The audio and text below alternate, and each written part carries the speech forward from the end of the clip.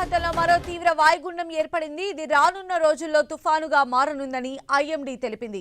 నైరుతి రుతుపవనాలు చురుగ్గా కదులుతూ ఉండడంతో ఏపీ, తెలంగాణలో భారీ నుంచి అతి భారీ వర్షాలు పడనున్నాయని వాతావరణ శాఖ తెలిపింది. దాంతో ప్రజలు అప్రమత్తంగా ఉండాలని సూచనలు జారీ అయ్యాయి. రానున్న 24 గంటల్లో ఉత్తర కోస్తాలో భారీ నుంచి అతి భారీ వర్షాలు పడనున్నాయి. ముఖ్యంగా దక్షిణ కోస్తాలోని కొన్ని జిల్లాల్లో భారీ వర్షాలు కురవనున్నాయి. మత్స్యకారులు సముద్రంలో వేటకు వెళ్లొద్దని ఐఎండీ సూచించింది. అటు తెలంగాణలో కూడా భారీ వర్షాల ముప్పు పొంచి ఉంది. ముఖ్యంగా భద్రాద్రి కొత్తగూడెం, నల్గొండ, నాగర్ కర్నూల్, ఖమ్మం, మహబూబాబాద్, వనపర్తి జిల్లాలో భారీ వర్షాలు పడొచ్చు. ఈ వాయుగుండం మరింతగా బలపడి తమిళనాడు తీరం మీదుగా ఉత్తర దిశగా కదలనుంది. ఫలితంగా ఉరుములు, మెరుపులతో మోస్తరు వర్షాలు పడొచ్చు. కొన్ని జిల్లాల్లో భారీ నుంచి అతి భారీ వర్షాలు పడొచ్చు. 2 తెలుగు రాష్ట్రాల్లో 7 రోజులు ఇదే పరిస్థితి ఉండొచ్చు.